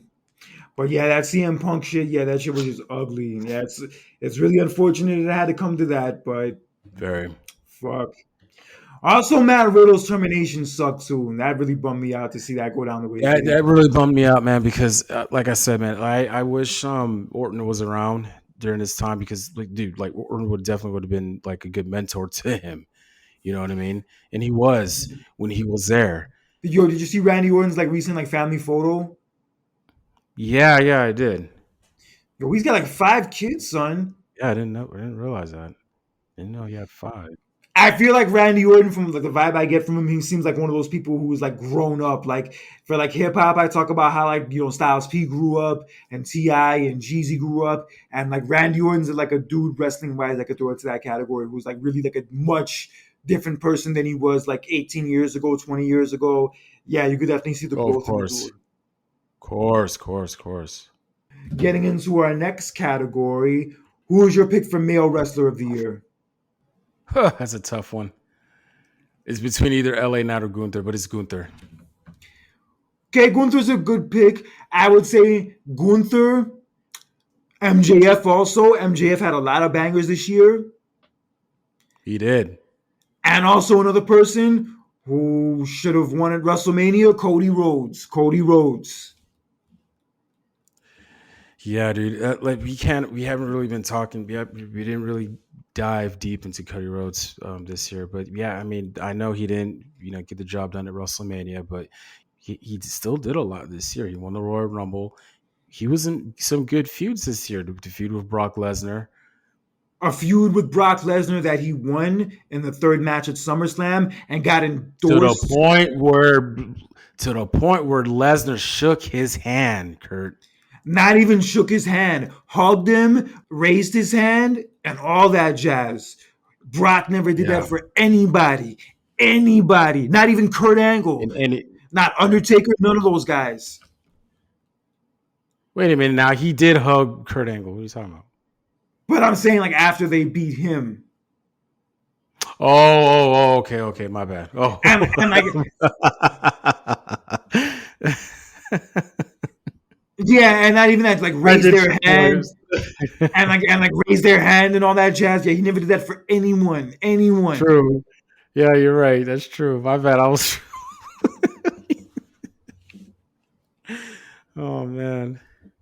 But yeah, Cody had a monster year. He won the Royal Rumble. He main evented WrestleMania, even though he didn't win. He had that feud with Brock, which he ended up winning in the end and got endorsed by Brock. He had a brief tag title run with Jey Uso. He got the winning fall at War Games at Survivor Series, the matches that created. So yeah, he did have a monster year. And I said like earlier this year, I compare Cody Rhodes' year he's had this year to the year Shawn Michaels had in 1995. Really? Oh Yeah. yes, he won the Royal Rumble, didn't win, but yet he had stellar hot matches though. And also another comparison, they both the night after WrestleMania got brutally attacked. Where Shawn the night after WrestleMania 11 got brutally attacked by Sid with the three Yeah. power bombs, and then the night Mhm. after WrestleMania this year, Brock attacked Cody and like beat the shit out of him. True, true. So now you're gonna say that Cody Rhodes is gonna have a 1996 year just like Shawn Michaels. I But see the only it. I see difference is it. the I only see it. difference, yeah, I see it too though, but the only difference is I don't think he's gonna win a Royal Rumble. Punk is gonna win though, but Cody Rhodes is still gonna get a title shot. He can still get there, bro. Undertaker got there like in 2008. Shawn Michaels got there 2007. Hell, there was like a 6-year period where like the last two guys in the Royal Rumble still went on to both challenge for the title at WrestleMania, whether it was a True. triple threat match or their own separate match. Yeah, I know. Yeah, so Cody's getting in there one way or another. He doesn't have to Of win the course. Royal Rumble, but whatever. He's still going to have a monster 2024, God willing. Yes. His fingers crossed, man. They do it right. I told my coworker this. I told him this. He really thinks that they're gonna have Roman Reigns retain, and I was like, okay, having Roman retain the title for the second year. Fourth Well, year in a row. I know 4 years in a row though, but between him and Cody, be like that'll be 2 years in a row, right? Doing that, that's like having Yokozuna beat Bret Hart 2 years in a row at WrestleMania. So imagine if instead of Bret Hart beating Yokozuna at WrestleMania 10, they had Yokozuna to win. How would that made you feel? That would have been a slap in the face, wouldn't it? Yeah, imagine like the whole celebration for Yokozuna at the end of WrestleMania 10 with the confetti and all that. Yeah, that would have been a big slap in the face. Huge, gigantic slap in the face. Especially how that WrestleMania ended. That Yeah, was just so bad. But yeah, WrestleMania God 10. Almighty, Yeah, I could imagine that. Yeah, WrestleMania 10 is one of my favorite endings to a WrestleMania ever. I could imagine it ending any differently. yeah. So guys, get it right, please. Yeah, I believe they will. I believe they will. Like I said, I'm gonna use this story in comparison to the same way of the Bianca and Becky story from a few years ago, where like the night of SummerSlam where Becky beat Bianca in that 26-second match, you were pissed off at it. You thought it was whack. But then when they paid it off at the WrestleMania the following year, it was worth it. So I'm just hoping Mm. that with the Cody and Roman thing, where we were pissed off at the end of WrestleMania this year, where Roman retained and we thought it was bullshit, this coming WrestleMania, it pays off and we realize that it was worth it. We realized it was worth the wait. Hope so. That's all I asked for. Whatever it happened, we can't do anything to change it, but just hopefully when this WrestleMania comes around, that we can say, yo, it was worth it. It Yes. paid off. And I just, damn, I just wish I would be able to go. Oh, Shifting gears, I think this one goes without saying. Who is your favorite female wrestler of the year? oh, ho, ho, ho. It's Rhea Ripley. Look, listen, I was there when she won the title against Charlotte Flair. Okay. Good, great match. Great match. But the disappointing thing is that they didn't do much for the title with her. That was the disappointing thing. But on the other side, her involvement in storylines with the men, that sold me right there. Brought me back to the days of China. When you legit are getting involved in big top tier, big storylines with the men, and to the point where now you're like, oh, is she the leader of the Judgment Day? That says a lot, Kurt. Yeah, bro, she's been killing it this year from winning the Women's Royal Rumble, to being the first woman to win it from the number one spot. And then having that great match with Charlotte at WrestleMania where she won the title in what some people say is the greatest women match in WrestleMania history. And then, yeah, she had that match with Zelina Vega in Puerto Rico. I know that was a great moment for Zelina, but yeah, she was also a part of that too. And Mhm. then yeah, she's been in all that stuff with the Judgment Day and all the people they've been feuding with. She's been like in all those major segments and those major storylines with them. And yeah, she's been pretty much the leader of the whole Judgment Day at that too. He was. And but she's even admitted herself that her being so involved with the men these last few months has kind of hurt the women's division, especially with her being the champion and the top girl in the company, arguably. Yeah, like her being so involved with the men has kind of hurt the women's division a little bit. And yeah, she's not wrong. Yeah, because it just goes without saying how like far ahead she is from the other women right now. Yeah, she's the only woman we can really think of who's like been that hot this whole year, at least in WWE. The only two I can think that come close are like Becky and Io, but I think overall she had the best year. Yeah, I agree. Nia Jax coming back, that was a surprise. I was not expecting that. I kind of was after her Royal Rumble return. I was hearing that she was going to eventually come back, so it wasn't that surprising at least I for mean, me. like I don't like to hear about rumors either, though, because like you know how I am. Like you see somebody at the Royal Rumble, it's just like a one off.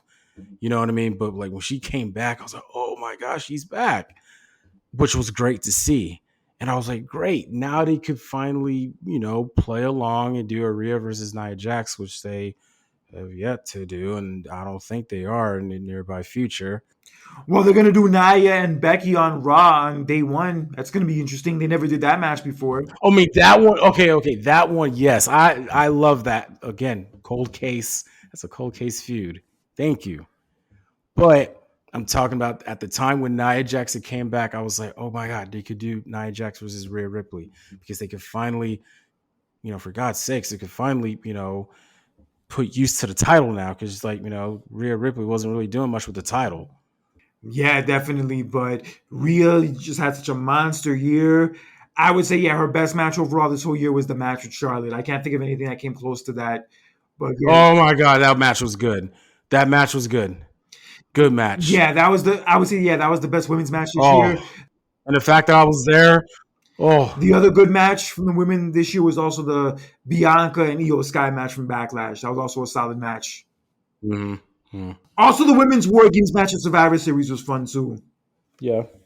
So yes, Rhea Ripley is our female wrestler of the year, and she is on a collision course with Becky Lynch going into WrestleMania 40. Yes. So, what was your biggest disappointing moment of the year? Cody losing to Roman Reigns. Um, just you talk about the storyline and the buildup that they had. You can easily was like, man, yeah, Cody's gonna win. You know what I mean? And there's just no way they could do it. Um, being there, I was just so like determined and felt so confident that okay, this is gonna be the night. The entrance that Cody Rhodes had, and not only that, what made me more upset more than ever is the involvement. Like I knew the Usos were going to get involved, but the fact that you had Solo Sikoa cost Cody Rhodes the match, that just made me more mad more than ever. Like, bro, he lost like that. The whole I got to finish the story, and then you finally get to the main boss, and then you lose, and you had to go back to the bottom, you had to start back all over again. That's kind of how I saw Cody Rhodes as this whole year. Like you got up all the way to the top. You know how like in video games we have to fight the boss, and then when you lose, you gotta sometimes you gotta start back all over again, Yeah, get yeah. back to the bottom to get to the top. That's how I felt like, and it was very frustrating. I felt like it was gonna take forever. Just like it was gonna be very draining to see Cody. You lose at WrestleMania, and then damn, this whole year he's gonna be just fighting and clawing throughout the whole year. That's going to be just so dreading for me to see that. You know what I mean? And the year's finally over, and now he's going to get back to the top now. So, especially seeing that in person, man, at my very first WrestleMania, and then freaking, Cody loses. The ending of your first WrestleMania attending live was a far cry from the ending to my first WrestleMania Oh attending yeah, live. Far yeah. cry. I got to see The Rock beat John Cena and the crowd went ape shit. But Yeah. fuck, man. Yeah, just watching it at home, I was just upset. I had not been that upset at the ending to a match or a WrestleMania ever, I think. Ever. I mean, that's kind of like similar to like when you see The Rock lose at WrestleMania 2000. That's kind of Yes, like, yes. bro, he loses like he didn't just lose, but he lost in that fashion. Like, dude, Vince McMahon was in his corner and he screwed him. So this is kind of similar to this. I'm like, damn, he lost like that. This is like, bro, it was like what, third straight year where Roman retained his title, man. That's why I said I want to see a good ending at a WrestleMania. No more bad endings. No more seeing the heel. I'm tired of it. Yeah, just that whole ending to WrestleMania where Roman retains. Yeah, it was just such a punch to the gut. It kind of felt like it was unnecessary. And like I said before, that was the point where his title reign jumped the shark because I felt like it was the perfect moment for Roman to finally lose and for Cody to finally dethrone him after like Roman had been the champion so long and Cody came back from that torn pec and won the Royal Rumble. So yeah, like it felt like the Yeah. perfect moment for Cody to win. And then when it didn't happen, especially with the interference of Solo of all things, like after Roman's won so many matches with outside interference and like it happened again like this, it really puts you in a depressing mood. And like that mood kind of lasted like for longer than a day too. Dude, and it got worse the next night. Got worse the next night. With Lesnar comes in and he turns on to Cody. I was like, Lord, this is gonna be a long bro. I'm telling you right now, when Brock Lesnar turned on Cody, I said to myself, this is gonna be a long year. Fuck yeah, Oh exactly. my god, this Like is gonna that. be That's when such a you long knew. year. That's when you knew. Like yeah, Cody's not getting that title rematch anytime soon. I swear to you, dude. I swear to myself. I thought he was going to get a rematch at SummerSlam. That's what I was hoping for. But the longer the feud went between him and Brock, I was like, dude, this is not going to happen. But in hindsight, I'm kind of happy they're waiting until WrestleMania this year, as long as they pay it off at WrestleMania this year. I know. But I'm telling you right now, I was like, oh my God, this is going to be a long year. This is going to be such a long year. This is going to be so dreading. Like it got to a point, Kurt, where I was like, I don't even know I want to even want to watch wrestling anymore. Yeah, That's how depressing it was. I was like, I can't watch this no more, man. yeah. Like It just put a bad taste in your mouth. it Also, those did. stories of Vince being back in charge of creative and like Lord. That Raw after WrestleMania being as Oh, bad as it was, and like so bad. yeah, Yeah. like all that within that 24-hour period. Yeah, like it just really put you in a bad headspace. It was a bad and how ironic because it was in Hollywood and you were hoping to get the Hollywood ending and you didn't. It was a bad Hollywood ending. Yeah, Bad. but you can't always get what you want. It's unfortunate, but you can't always get what you want. And also, speaking back to that night of WrestleMania, I remember finding out like at the post WrestleMania press conference that night, Triple H talking about like the little girl that performed with Bianca Belair during her entrance. Like her mother died that same day, and she still did the performance anyway. Like once I heard about that, I'm like, okay, it sucks that the match ended the way it did, but there's bigger things to be upset about. There's much bigger problems in the world than that. True. True. Very true. Yeah. Bianca kind of took a little bit of a backseat this year now that I think about it. She did. Big difference from the year before. Yeah, she probably maybe wanted to because like I'm sure the last 2 years were rough for her, like travel wise and like schedule wise. Yeah. So I'm sure she was probably happy to take a little break and kind of take a backseat a little bit. She was okay. I mean, she had a lot on her plate last year, you know what I mean? Yeah, she was pretty much the champion the whole year. She did that bodybuilding competition. Yeah, she was mad busy last year. And then even this year, she was the champion for pretty much the first half of the year. And then yeah, just after she lost the belt, yeah, it kind of like slowed down for her a Yeah. little bit. And then she like took that break for a few months after SummerSlam. Yeah, I wonder what's gonna happen with her this year. I know her reality show with Montez drops in February. We have to wait and see, man. Yeah, I don't know if she's gonna turn or not, but who knows? But what was your favorite feel good moment of the year? If you had to pick a feel good moment of the year that you liked the most, which one would that be? I think Roman losing. I think Roman getting pinned for the first time was like it was a feel good moment. That was Okay, I fucks with that. yeah. For me, it's kind of tough. I mean, I could say personally, be just me being at WrestleMania was a feel good moment. So Makes sense. Yeah, it definitely makes sense. Um, I would have to say Brock endorsing Cody at the end of their match at SummerSlam was dope. yeah. Oh wait a minute! I said wait a minute. No, I did. I now I remember. I did say what my feel good moment this year. It was Damage Control reunited at SummerSlam. That was your favorite? That was your favorite feel good Yes, moment? yes, Okay. All right, cool. Okay. easily. Yes. Oh my God. Like Then we both have ones from SummerSlam. yeah, like EO Sky winning the title, but then you get reunited with Damage Control. Oh my God.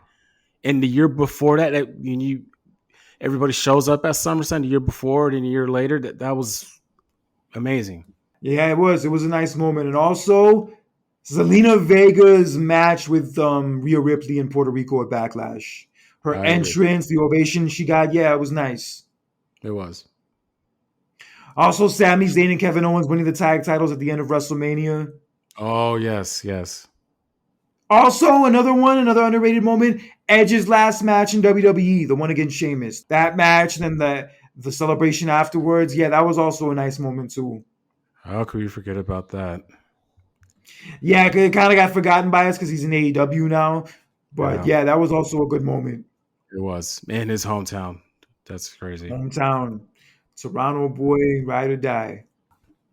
And Sami Zayn had Elimination Chamber, even though he didn't win, just him being in that spot and like the ovation he got, and also like getting to stand tall at the end, even though he didn't win, that was also dope too. It was, and like I said before, like in his hometown of Montreal, that was a very feel good moment. That whole crowd was just behind him. It reminded me, when CM Punk in Chicago at Money in the Bank in 2011. I know Brett was in his hometown of Survivor Series in Calgary, though, but what it was in his home country, and that crowd just went crazy. Yeah, ape shit. I know it's a weird one, but a feel good moment for me was in the Money in the Bank match this year when everybody beat up Logan Paul in the beginning of it and the crowd started cheering. I think every feel good moment whenever Cody Rhodes did his entrance, Like when they sang with him, like when they sang his theme song. yeah, that wasn't always a feel good moment. Always, Word up. yeah. Like I'm telling you right now, like it took a minute though, but like like ever since when he came back this year, that crowd just ate it up with his entrance. I honestly say best entrance, superstar entrance for this year is easily hands down is Cody Rhodes. Easily. Interesting. Okay. I fucks with that. Easily. I love his entrance. I love how, well, for one thing, I love the song. I love how it's set up. The fact that the crowd sings along to it makes it even 10 times more better. Easily has the best entrance this year. Easily. Good shit. And our final category for tonight for our year in review show, what is your match of the year for 2023? Woo! I like to say Kevin Owens, Sami Zayn versus the Usos for the men's. Obviously, because you were there. Yeah. I could put the triple threat between Gunther, Drew McIntyre, and Sheamus as a runner up, as a nominee. For the women's, it's Rhea Ripley and Charlotte. Like that match was just like it had me at the edge of my seat. I can imagine, yeah, especially being there, I can imagine. Yeah. Those are good picks. Yeah, I fucks with those picks. If I had to pick one, just one, my match of the year would actually have to be the MJF and Bryan Danielson Iron Man match from Revolution. Oh, I was hearing a lot of good things about that match. Yeah, I have to say my favorite match of the year and also the best Iron Man match I've ever seen at that too. Yeah, bro, these dudes went ham. Like these dudes were fucking beaten to shit by the time this match was over. And crazy, it went to overtime, and MJF made Bryan Danielson tap out with his own move. Crazy. Fucking A, yeah. That established MJF as a credible champion. That was the match that established him as a credible champion. Yeah, from that point on, he was good. Oh, I definitely see that. That was an incredible match. Yeah, that one I gotta definitely pick as my number one. But other honorable mentions I will pick is the Gunther, Sheamus, and McIntyre triple threat from WrestleMania. Also, Rhea and Charlotte from WrestleMania, I'll throw in there too. Also, another great match this year, the FDR and Bullet Club Gold match from Collision, the 2 out of 3 falls match they had in July. Yo, those early few months of Collision were dope. Those first few months when Punk was there, they were dope. Especially with the FDR And matches they were having during that time with Bullet Club Gold. Yo, it was fire, son. Especially this and match. funny, you all thought it wasn't going to work out because it was on a Saturday, and you all thought like, yeah, like people are not going to tune in and watch wrestling on like a Saturday, but they did. You got good ratings. It didn't in the beginning, but then Mm. after Punk left and all that, it started to go down. But I heard the Yeah, ratings this week were up. The ratings this past Saturday were up. that's good. Yeah, that was a fun match. Yeah, FDR was doing their thing this year too. Yeah, that match was great. The Trish and Becky cage match from Payback was fucking incredible. Oh yeah, that's like I said, man. I'm very proud of Trish of the work that she put in. And then here's the thing: she didn't have to do it, but she did. And man, like this, it wasn't just the fact that the work that she was putting into; it was the type of matches that she was getting involved in. Like I was surprised what she was putting herself through. You put yourself through a steel cage match and a ladder match too for the Money in the Bank contract. That's like I was amazed. And not only that, she was in a storyline with the one of the biggest women, female stars in the women's division, Becky Lynch. So to see Trish take that role, put herself into that role, just I was very happy to see that. I mean, look, the feud itself, I wasn't the biggest fan of per se. I'm not saying it was bad, but I wasn't like thrilled with it per se. But the final blow off to it was incredible. They both Yeah. killed it.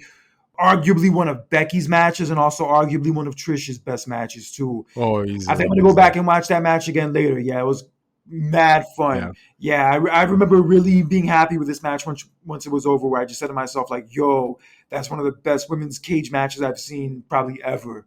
Yeah, shout out to both of them for Yeah. that match. Let's not forget, ladies and gentlemen. Don't forget, this Friday, SmackDown is going to have their best of 2023. So they're going to be reviewing, good moments and matches from this year. So that's just keep a heads up. What me and Kurt are telling you. You guys can always, watch SmackDown. Not just that. Always, go online and go on Peacock and watch your favorite events and from this year as well. So, Yeah, definitely. Also, another fun match this year: the Damian Priest and Bad Bunny match from Backlash. oh yeah, let's not forget about that. So many That shenanigans and whatnot, and but that crowd was so hot, and the stuff they were doing in that whole match was just great. Yeah, it was a absolutely. fun experience watching that match. Yeah, I can't wait to see Bad Bunny come back. And that match, I think, also established Damian Priest as like a main eventer. That was like the performance that like It did. really got him the Money in the Bank contract. I think. Yeah, as a singles competitor, yeah, that definitely, yeah. Yeah, he killed it. And also another good match he was in this year was the match with him and Finn Balor against Sami Zayn and Kevin Owens at a Payback 2, the tag title match, the Steel City Street Fight. Yeah, that match was fucking wild, bro. Fucking wild. It was. I think Kevin Owens bled in that match too. He did like a swanton from like the balcony. Bro, yo, that shit was all over the place. It was. Also, the match with Sami and Kevin Owens and the Usos from WrestleMania was great too, especially with the way it ended.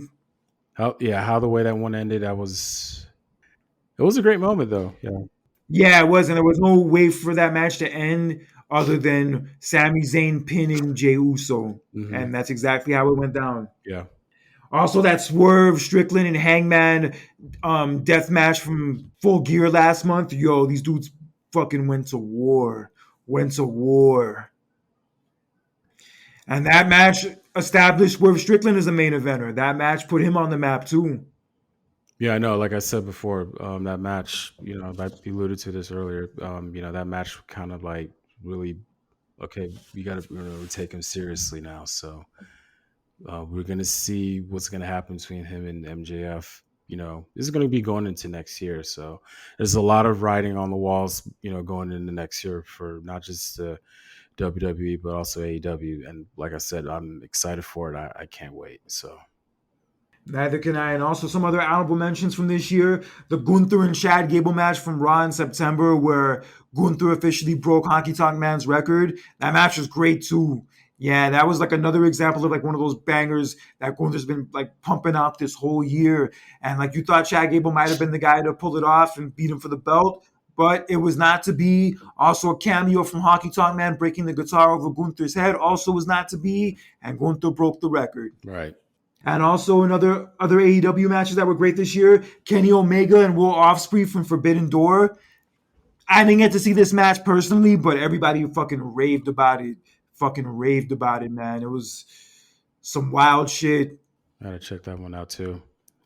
Yeah, hopefully Kenny Omega feels better soon. That diverticulitis shit is no joke. I already had Yeah. a 50% chance of death from having it. You serious? Yeah. Didn't. Ooh, wow. I never know that. I mean, I didn't know it was that serious though. But I mean, damn.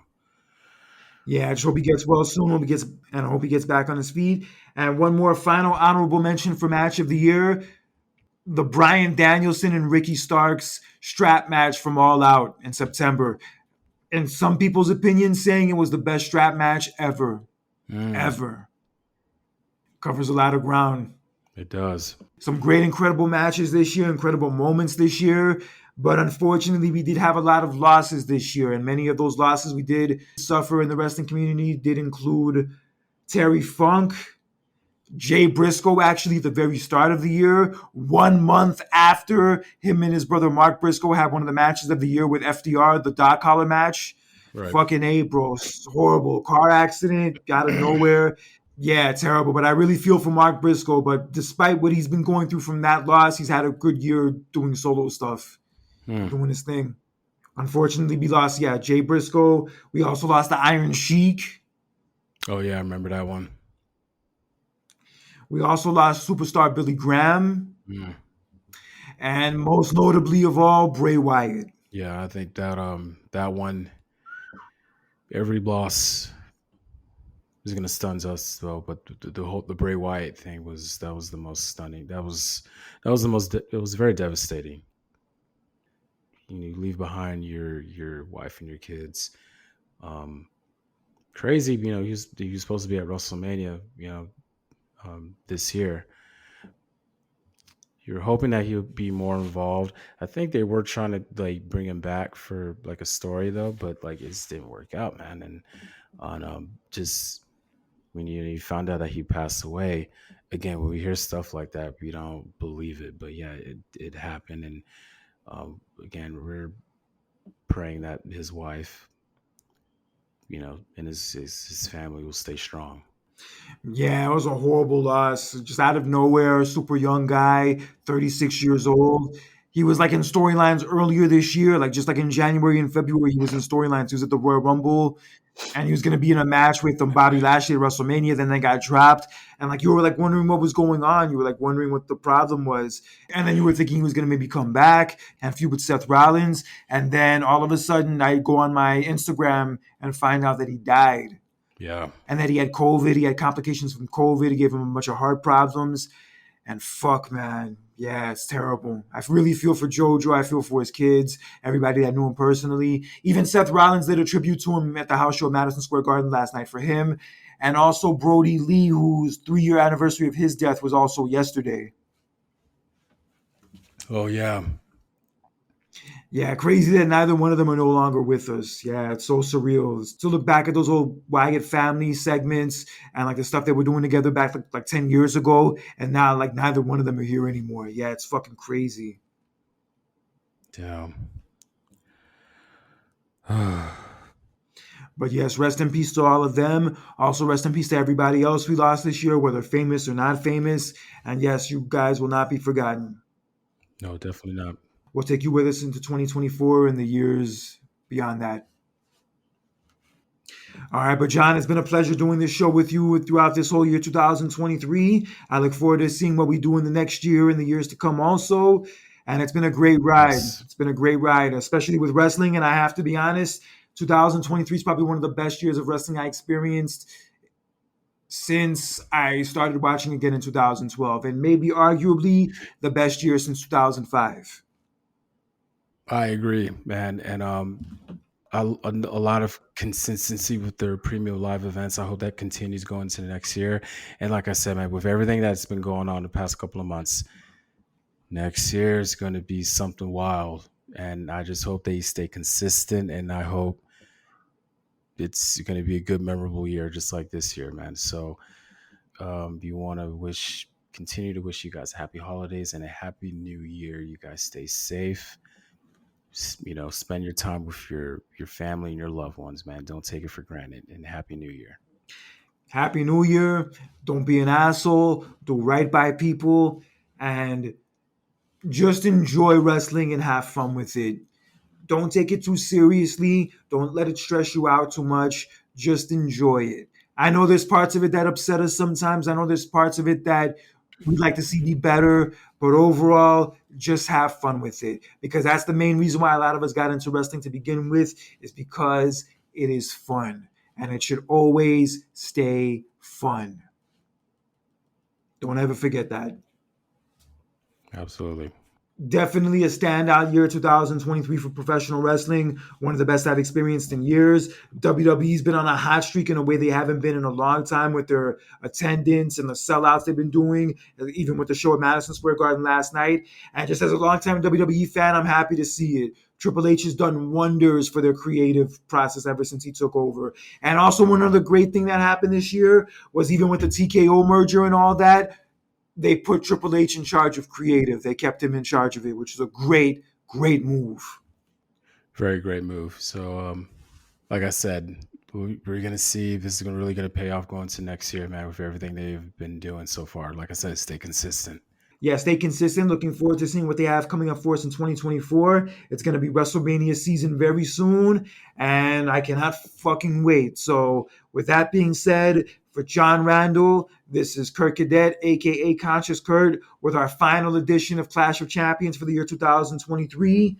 Take care. God bless. We'll see you guys in 2024 and even into the year 2024 and the years beyond. Remember, don't be an asshole in real life or social media, because that shit is for the It's for the birds. birds. Happy New Year, guys.